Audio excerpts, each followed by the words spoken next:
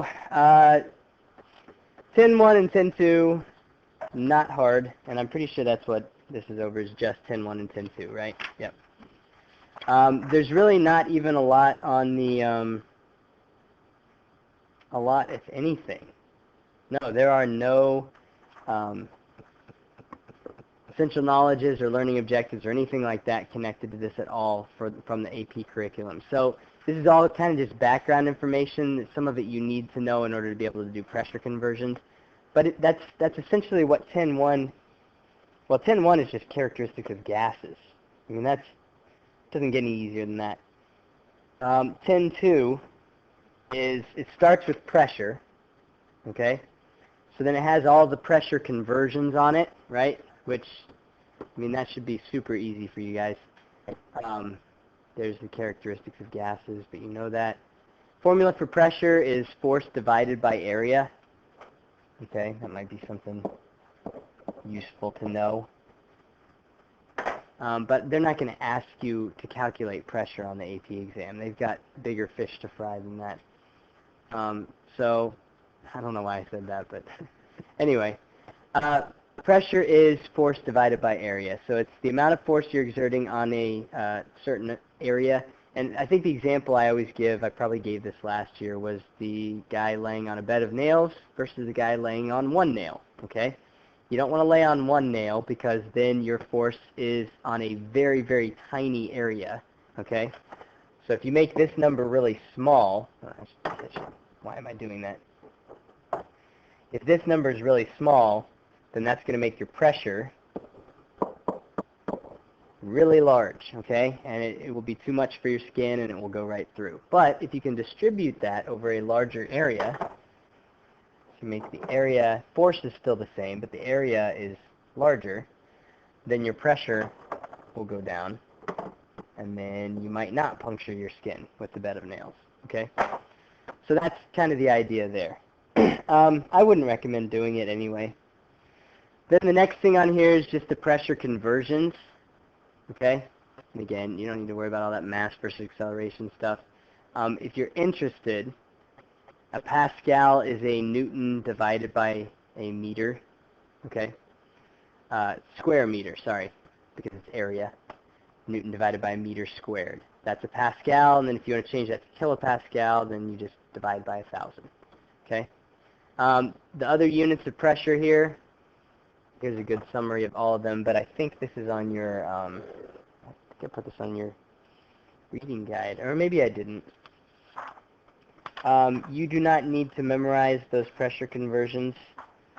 Actually, I need to double check this, but on last year's equation sheet, they gave you any pressure conversions that you needed, and I'm almost positive they'll do that again, because they don't want you to memorize that stuff. So,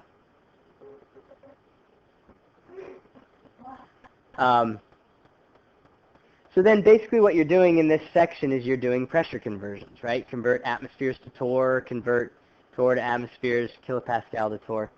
And that's just dimensional analysis. Very, very simple stuff using the conversions that you have here, all right?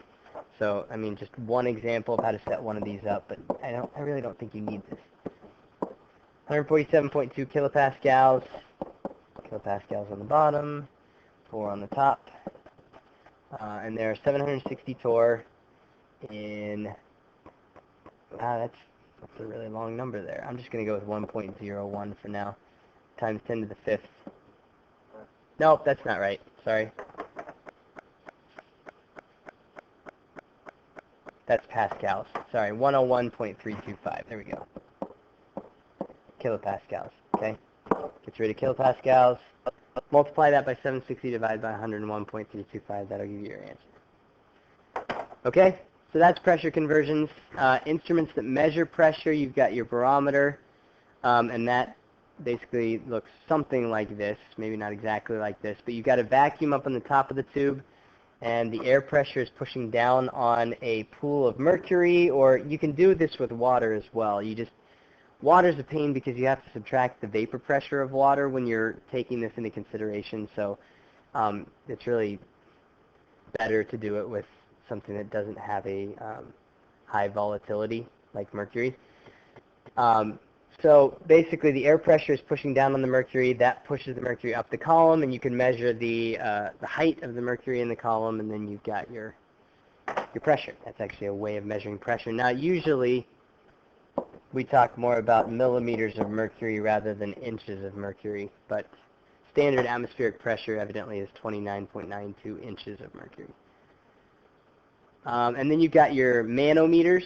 You guys remember these? Or the manometers? Either way I say it, it distracts me.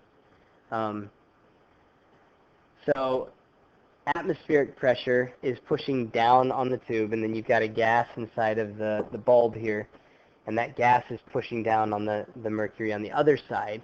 Okay? So then just remember, the question you got to ask yourself on these is which side is winning.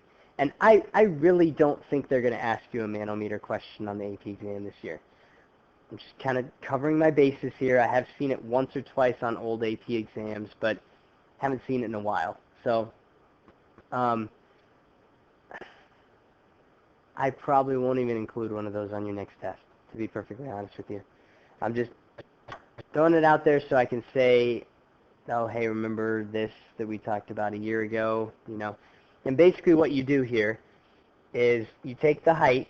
The change in height is equal to the difference in pressure between the two, okay? And so let's say that you know that the atmospheric pressure that day is 740 millimeters of mercury, okay? And you know that the difference in height here is 20 millimeters. So then you got to figure out the pressure of the gas. Now, with the question you got to ask here, remember, is what's winning at the moment? Which one is winning? The atmosphere or the gas in the bulb? Say it again. Atmosphere, right? So the atmosphere is winning because it's pushing the column of mercury further down on this side than the gas is pushing it down on this side, okay? So what that means is if the atmospheric pressure is 740, then the gas in this bulb must be 20 less than that. Okay, it has to be less pressure in the bulb because the atmosphere is winning. So the bulb must be 720 millimeters of mercury. Okay? And I think that's the best way to think about it rather than trying to figure out, oh, okay, when this side is higher, then you subtract. When this side is lower, then you add, you know, whatever. Just think about the difference in height and then think about which of these two should be the higher pressures based on which one is winning the little, not a tug of war because they're not tugging, they're pushing. What would that be called? The push of war? I don't know. That doesn't even make any sense. So the point is, that's how you do the manometer problems in the very, very unlikely chance that any of those would come up on an AP exam. Now I have walked you through it. Okay? Seriously, that's about it for 10.1 and 10.2. There's really nothing else there. It's kind of an interesting thing in the book about blood pressure on page 398. You might take a look at. You know, teaching PBS this year, I'm really enjoying anytime they have biology stuff in the chemistry book. So, all right, so that's about it. Took us, 7 minutes, 8 minutes? That's going to be a really short video.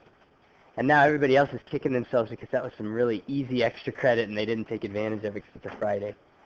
All right, see you guys in class. Yeah, that could be, yeah, honestly.